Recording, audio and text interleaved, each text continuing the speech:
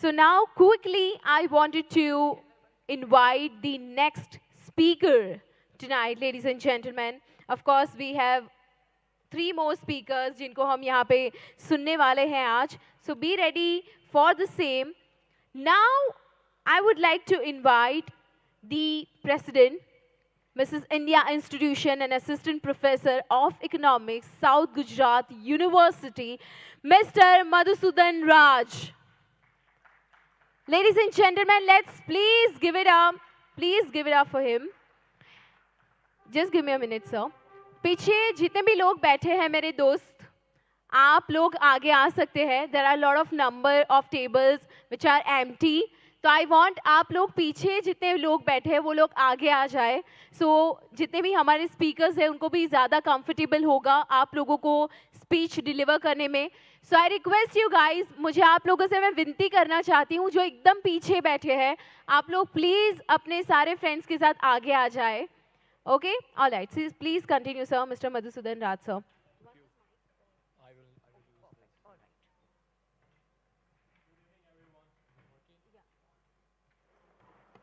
Yeah, okay. Hi, so my topic of discussion today is technology and economic growth. It is not possible to discuss all these ideas in a very short period of time, but I will try. Language में mix use करूँगा. I will also speak in Hindi as well as English. Economics के जितने भी terminologies है उसको हिंदी में नहीं use कर पाऊँगा because उसके लिए कोई proper word नहीं है and I don't even know those words.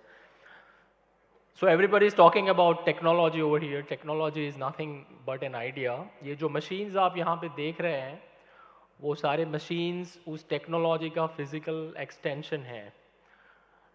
Now, why technology is important for economic growth? First of all, why economic growth is important? Because आप जानते हैं कि इंडिया कोशिश कर रहा है आगे आने की. मैं ये बात में नहीं जाऊँगा कि अभी हालत क्या है. तो इकोनॉमिक ग्रोथ इसलिए इम्पोर्टेंट होता है बिकॉज रिसोर्सेज जनरेट करना बहुत ज़रूरी है. अगर हमें कुछ भी काम करना है तो उसके लिए हमारे पास रिसोर्सेज होने चाहिए. आप रिसोर्सेज को, मैं पैसे तो नहीं कहूँगा, बट जो चीज़ें हमें कंज्यूमर प्रोडक्ट जो इस्तेमाल करनी है और उसको प्रोड्यूस करने के लिए जो प्रोड्यूसर गुड्स होती है, ये सारी चीज़ें चाहिए. देश को अगर आगे आना है तो गरीबी में से ऊपर आना पड़ेगा, राइट, बेरोज़गारी में से ऊपर आना पड़ेगा, तभी जाके ये सब टेक्नोलॉजी का इम्पोर्टेंस रहेगा. सो टेक्नोलॉजी इस इकोनॉमिक ग्रोथ को हासिल करने में हेल्प करती है.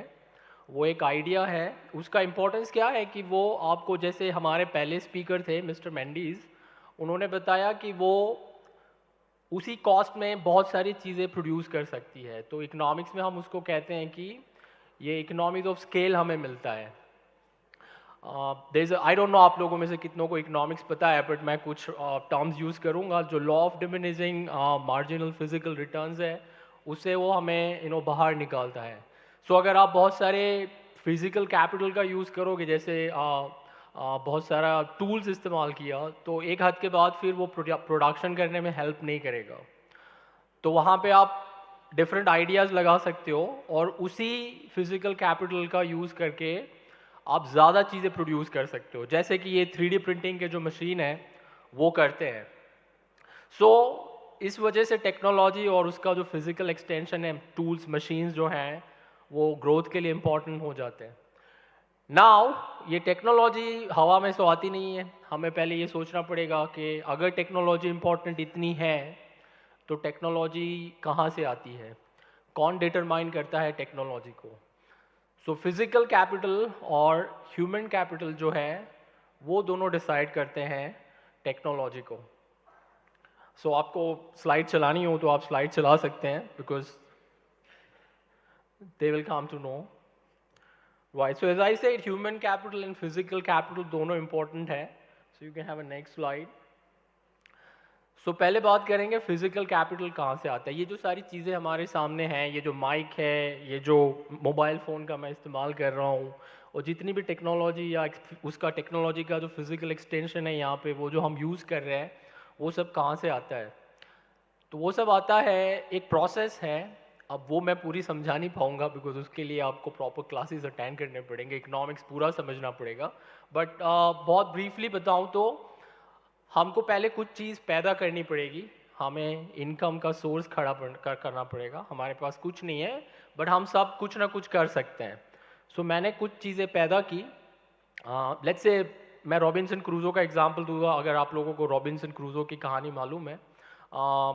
रॉबिन्सन क्रूज़ो एक ऐसा आदमी था जो एक आइलैंड पे अकेला पड़ गया था, ठीक है। तो अगर आप सोचो, अगर आप एक आइलैंड पे अकेले हो तो अब आपकी कुछ बेसिक ज़रूरतें होंगी, खाना पीना, शेल्टर, क्लोथ्स। तो उसके लिए आपको पहले कुछ चीज़ें पैदा करनी पड़ेगी, तो उसके लिए उसको प्रोड्यूस करना पड़ेगा। जैसे मुझे भूख लगी और आइलैंड पे कोकोनट है, तो मैं कोकोनट तोड़ के जब लाऊंगा तभी मैं उसको खा सकता हूँ। तो उसको हमने पहले पैदा किया। अब उसमें से अगर हमें फिजिकल कैपिटल डेवलप करनी है, फॉर एग्जांपल मुझे मछली पकड़नी है, ज़्यादा मछली पकड़नी है, तो उसके लिए मुझे फिशिंग नेट बनानी पड़ेगी। अब फिशिंग नेट जो है वो कुदरत में अवेलेबल नहीं है, right, it's not nature given, वो हमें बनानी पड़ेगी। तो उसके लिए हमें क्या करना पड़ेगा, एक पूरी प्रोसेस है वो फॉलो करनी पड़ेगी। जो हम बना रहे हैं, जो ऑलरेडी प्रोड्यूस कर रहे हैं, उसमें से थोड़ा सेविंग करना पड़ेगा। बिकॉज जिस दिन मैं फिशिंग नेट बनाने बैठूंगा उस दिन मैं कुछ और काम नहीं कर सकता हूँ। इसको हम अपॉर्चुनिटी कॉस्ट कहते हैं, ये कॉस्ट का कॉन्सेप्ट है। सो अगर हमने ये कर लिया तो हम दूसरी चीज़ें नहीं कर पाएंगे। आज फॉर एग्जांपल अगर हम लोग सब यहाँ पे बैठे हुए हैं तो हम कोई और काम नहीं कर पा रहे हैं, सो वो हमारा कॉस्ट हो गया। बट एनीवे, सो उसको हमने सेव किया और सेविंग करके फिर उसका इन्वेस्टमेंट किया प्रॉपरली, और उस इन्वेस्टमेंट में से फिर फिजिकल कैपिटल आती है। सो ये सारी जो मशीन और ये सब जो आप अभी इस्तेमाल कर रहे हैं, उसके पीछे दुनिया 40 लाख साल का जो इंसान का इवोल्यूशन है वो उसके पीछे है, राइट। हमारे जो फोर फादर्स थे उन्होंने जो पैदा किया और उन्होंने जो सेव किया और उसको जो वाइजली इन्वेस्ट किया, हम आज उसका ये सारा बेनिफिट जो है, फ्रूट जो है वो कंज्यूम कर रहे हैं, इस्तेमाल कर रहे हैं। अगर उन्होंने नहीं किया होता, फॉर एग्जांपल हम सूरत में जितना भी पैदा करते हैं हम आज का आज सब खा जाएंगे, तो कल के लिए कुछ नहीं बचेगा। तो कल अगर हमको कोई मशीन बनानी है तो हम भूखे रहेंगे, और भूखे रह के हम कोई मशीन नहीं बना सकते। तो ये जो पूरी प्रोसेस है वो पूरे कंट्री को फॉलो करनी पड़ती है।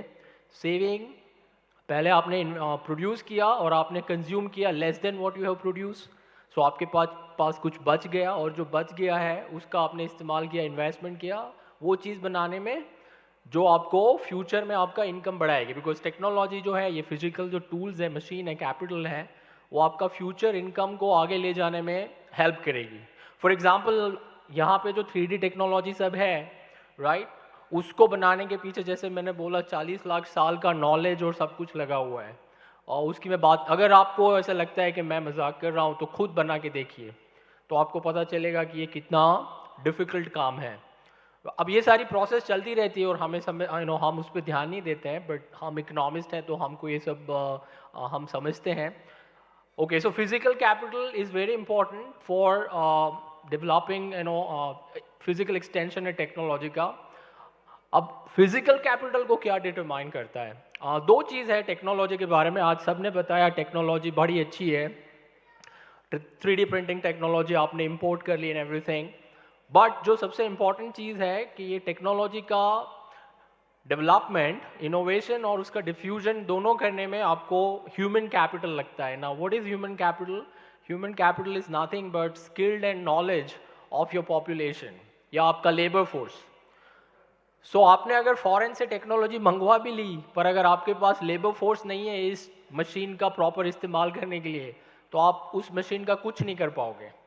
जैसे कि मैं इंडिया में हमेशा देखता रहता हूँ, मेरे डिपार्टमेंट में हो, यूनिवर्सिटी में हो, कहीं भी जाए, मशीन तो आप मंगवा लेते हैं पर उसका प्रॉपर इस्तेमाल करना आपको नहीं आता है, राइट। हमने ये जो चीप टेक्नोलॉजी है उसको इम्पोर्ट तो कर लिया है, बट अब क्या हो गया है, अब स्टेग्नेशन आ गया है। ये लो हैंगिंग फ्रूट जो है उसको तो आपने तोड़ लिया, बट इसका इस्तेमाल करने के लिए आपको वो लेबर फोर्स चाहिए। मैं आपको एग्जांपल देता हूँ, अभी बैंगलोर में एप्पल की फैक्ट्री में जो लेबरर्स ने किया, आई एम श्योर आपको पता होगा, उन्होंने सब डिस्ट्रॉय कर दिया पूरी फैक्ट्री को। अब ऐसे लेबर के साथ आप कैसे काम करोगे? मैं ह्यूमन रिसोर्स डेवलपमेंट डिपार्टमेंट में पढ़ाता हूँ यूनिवर्सिटी में, और हम स्टूडेंट्स को इसी तरह से आगे लेके आते हैं। तो हमारी जो यहाँ पे जो जितनी भी इंडस्ट्रीज़ है हज़ीरा बेल्ट में, तो हमारी जो स्कूल्स हैं, यूनिवर्सिटीज़ है, वो अगर प्रॉपर ट्रेन जो है ग्रूम किए हुए स्टूडेंट उनको प्रोवाइड नहीं करेंगे तो ये मशीन को यूज़ नहीं कर पाएगा। बिकॉज आपने गाड़ी तो बाहर से मंगवा ली, मशीन वॉशिंग मशीन मंगवा लिया, पर आपको इस्तेमाल करना नहीं आता है तो आप क्या करेंगे। मेरे डिपार्टमेंट में मैं यही देखता हूँ, स्मार्ट बोर्ड तो ले लिया पर स्मार्ट बोर्ड को इस्तेमाल करने के लिए स्मार्ट लोग नहीं है, तो आप क्या करोगे। सो यहाँ पे जितने भी एजुकेशनल इंस्टीट्यूशन हैं, राइट, स्कूल्स हैं, यूनिवर्सिटीज़ है, कॉलेजेस हैं, उसका रोल बड़ा इंपॉर्टेंट हो जाता है। और अगर मैं ह्यूमन कैपिटल की बात करूँ तो if you can click the link, excuse me, can you just, okay, can you click this link, Mohandas Pai report. So Mohandas Pai बहुत बड़े एक्सपर्ट हैं, एजुकेशनिस्ट है, एचआर के वो बहुत बड़े एक्सपर्ट हैं इंडिया में। तो उन्होंने 2 साल 3 साल पहले एक रिपोर्ट निकाली थी और उसमें बड़ा ही ग्रिम पिक्चर उन्होंने दिखाया है इंडिया का। आएगा? Okay. It's basically a screenshot. Anyway, so जो वो रिपोर्ट है वो ये कह रही है कि इंडिया में जो लेबर फोर्स है वो हाईली अनस्किल्ड है। उसमें उन्होंने नंबर दिया है करीबन 20 करोड़ यंग बच्चे ऐसे हैं जिनके पास ऐसी कोई स्किल नहीं है जो इकोनॉमी के काम आ सके, जो इंडस्ट्री के काम आ सके। तो आप कितनी भी 3D प्रिंटिंग या ऑटोमेशन या आर्टिफिशियल इंटेलिजेंस जो हम 4th इंडस्ट्रियल रेवोल्यूशन में अभी हम जी रहे हैं, वो टेक्नोलॉजी आप बाहर से मंगवा लो, उसका कोई फ़ायदा नहीं होगा इंडिया को जब तक आपके पास प्रॉपर लेबर फोर्स नहीं होगी। सी इंडिया के पास द यंगेस्ट लेबर फोर्स है, सब लोग उसकी बात करते हैं, but what is most important is not the quantity. India में लोग क्वांटिटी पे ज़्यादा जोर देते हैं बिकॉज 140 करोड़ की पॉपुलेशन है, बट उसकी क्वालिटी का क्या। अगर उसकी क्वालिटी घटिया रहेगी तो आप उस क्वांटिटी का क्या करोगे। बिकॉज आप देखिए जापान जैसा कंट्री छोटा सा है, बट उसका एक एक आदमी ऐसा है कि आपके 50-50 हज़ार आदमी से ज़्यादा वो चीज़ें पैदा कर सकता है। उसका दिमाग इतना तेज़ चलता है, उनका IQ लेवल 100 से ज़्यादा है और इंडिया का IQ लेवल दिन ब दिन घटता ही जा रहा है, राइट। 10 साल पहले वो 82 था, जो स्टैंडर्ड IQ रहता है जिससे हम इंटेलिजेंस को मेजर करते हैं, इंटेलिजेंट कोशेंट, वो 100 है जो ब्रिटेन का है। तो इंडिया का 10 साल पहले 82 था, आज वो 76 पे आ गया है। अब उसमें बहुत सारी चीज़ें फैक्टर करती है, मैं उसकी बात नहीं करूँगा। तो इस IQ को लेके आप कहाँ तक जाओगे, पॉसिबल ही नहीं है। एंड दूसरी बात कल्चर की आती है जिस पे मैं और बात नहीं कर पाऊँगा, राइट। जो कल्चर है वो भी चाहिए आपके पास, कि अगर एंटरप्रेन्योर यहाँ पे कुछ नया करना चाह रहा है तो क्या सोसाइटी उसको सपोर्ट करेगी या उसका लेग पुल करेगी, राइट। तो अगर हमारे यहाँ लेग पुल होने वाला है तो कुछ नहीं हो सकता। मैं यूनिवर्सिटी में से देखता हूँ हमारे जितने भी टॉप बच्चे हैं वो अब्रॉड चले जाते हैं, फिर वो कनाडा हो या ऑस्ट्रेलिया हो या अमेरिका हो। सो हमें उनको गालियाँ देने से बेटर ये कि हम सोचें कि ये यहाँ क्यों नहीं रहते हैं। बिकॉज अगर यहाँ पे कोई बच्चा रह के अपना करियर बनाना चाहेगा, फ्यूचर बनाना चाहेगा, तो वो ये सोचेगा कि मुझे यहाँ से क्या मिलेगा, और अगर उनको कुछ मिलने नहीं वाला है तो वो डेफिनेटली माइग्रेट कर जाएंगे। सो आप देखिए अमेरिका क्यों ऊपर आया, बिकॉज वहाँ पे इमिग्रेंट पॉपुलेशन जो है उसने बहुत कंट्रीब्यूशन किया है। वो तो कंट्री था ही नहीं, वो तो रेड इंडियंस का कंट्री था। जितने भी इमिग्रेंट गए यूरोप से, उन्होंने उस कंट्री को बनाया है। सो आपके पास जो टैलेंटेड बच्चे हैं आप उनको भी संभाल नहीं पा रहे, वो चले जा रहे हैं। तो ये ह्यूमन कैपिटल जो है आपका वो ड्रेन हो रहा है, और पीछे जो रह जा रहे हैं वो कुछ कर नहीं पाएंगे, right. So human capital is this much important. तो जब तक आपके पास ये नहीं होगी तो आप कुछ भी नहीं कर सकते। और ये जो मोहनदास पाई की रिपोर्ट है, उन्होंने बताया है कि हमारे पास 20 करोड़ ऐसे बच्चे हैं जो कुछ नहीं कर पा रहे हैं, और सारी सरकारें इसके लिए रिस्पॉन्सिबल है, राइट। जो भी गवर्नमेंट आ रही है, ऐसी किसकी गवर्नमेंट आती है वो इंपॉर्टेंट नहीं है। As an economist what I see is what kind of policies they are following. If they are not following the right kind of policies then it doesn't matter आप क्या कर रहे हो otherwise. I hope you're getting what I'm saying, right? So not only that, there is another report, Human Capital Index, अभी last year he, I think इस year ही publish हुआ है world bank का। उसमें भी इंडिया का नंबर कुछ 175 countries में से 118 पे है। तो इसको एक्सेप्ट करने की जगह पे दे ब्रश्ड इट असाइड, राइट? सो ये सारी चीज़ें आपको बड़े ही गौर से समझनी पड़ेगी, नहीं तो ये प्रोग्राम करना, ये सब करना, ये किसी भी काम का नहीं रहेगा, because there is zero future. अगर आपके पास लेबर फोर्स ही नहीं है प्रॉपर, तो आप ये सब चीज़ों का कब तक इस्तेमाल करोगे?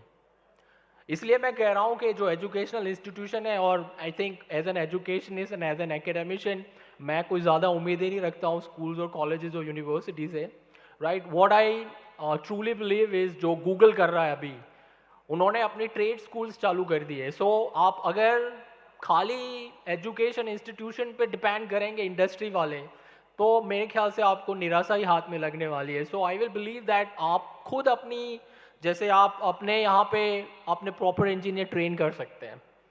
अगर आप ऐसे आपके यहाँ जो पहले जो आए थे, जो आपके बेस्ट एम्प्लॉई हैं, वो सेल्फ ट्रेंड है, राइट? वो कहीं स्कूल नहीं गए मेरे ख्याल से, उन्होंने जो सीखा है पैशन से सीखा है, बिकॉज स्कूल और colleges is all about giving exams and everything, ठीक है? और एग्जाम दे के किसी का भला नहीं होने वाला है।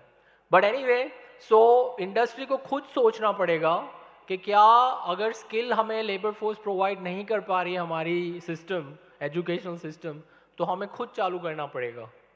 सो आप ट्रेड स्कूल स्टार्ट कर सकते हैं, जैसे अभी गूगल ने किया है, दूसरी बड़ी बड़ी कंपनियां भी कर रही हैं। तो वो अपने यहाँ पे ही लोगों को ट्रेन करती हैं, सर्टिफिकेट कोर्स प्रोवाइड करती है, और जो बैजेस देते हैं वो हर जगह पे एम्प्लॉयमेंट में वो काम आते हैं। सो खाली हमारे यंग बच्चे इस तरह से अपना करियर बर्बाद करें, अपना टाइम बर्बाद करें, आई थिंक उनको कुछ अच्छा सीखने को मिलेगा, और फिर उसका इकोनॉमी को भी फ़ायदा होगा। सो टेक्नोलॉजी का इम्पोर्टेंस तभी रहेगा जब हमारे पास ये ह्यूमन कैपिटल भी है, और वो ह्यूमन कैपिटल अभी हमारे पास नहीं है। सो मैं अगर फ्यूचर को देखता हूँ इंडिया का, तो I see it's very bleak, right? आप कितना भी मेहनत कर लो ये सब मंगवा के बाहर से, राइट? या लोकल आप बनाने की कोशिश करोगे, तो आप कैसे बना पाओगे? एक हवाई जहाज बनाने में तेजस हमको 45 साल लग गए। सो ये सब चीज़ें भी सोचनी पड़ेगी कि जापान क्यों आगे आया, चाइना क्यों आगे आया। चाइनीज़ जो हैं वो लगे हुए हैं इस काम में कि वो अपने बच्चों को ट्रेन कर रहे हैं प्रॉपरली, और वहाँ की कंपनियाँ ये नहीं देखती है कि ये बच्चे के पास यूनिवर्सिटी की डिग्री है कि नहीं, वो देखती है कि इसको आता है कि नहीं, इसमें पैशन है कि नहीं, और वो उसको हायर कर रहे हैं। And that is why they are competing with America now. They are in fact ahead of America. Right? जो मैं वो ह्यूमन कैपिटल इंडेक्स दिखाने वाला था, उसमें पहले दो कंट्रीज जो हैं वो है China and Hong Kong. India is 118. So that much gap is still there, right? So कुछ सीखना चाहिए, कुछ करना पड़ेगा, ह्यूमन कैपिटल को डेवलप करना पड़ेगा, अदरवाइज ये टेक्नोलॉजी का कोई मतलब नहीं रहेगा। Alright, with that I and my presentation. अगर किसी को सवाल पूछने हैं तो, if anybody wants to ask any question. No questions? All right then, thank you very much.